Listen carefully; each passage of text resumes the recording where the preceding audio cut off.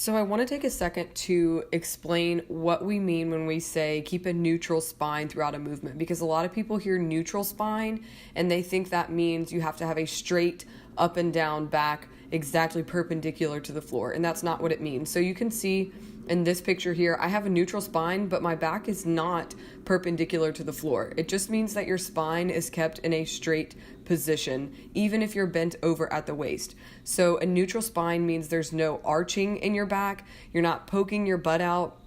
you do not have hunched shoulders, there's no hump in your back, and you'll also see in my written descriptions that I talk a lot about hinging at the hips versus bending over. So when you perform a hip hinge, this is going to help you keep a neutral spine because you're actually just shifting your hips and your butt back rather than bending over how we traditionally do. So this is something that you should really practice as you're going through these workouts, because it's not only good for your spine health and it's going to help prevent injuries, but it also helps keep your core engaged throughout these movements, and it makes sure that you're using the proper muscles rather than pulling on your back throughout a movement. So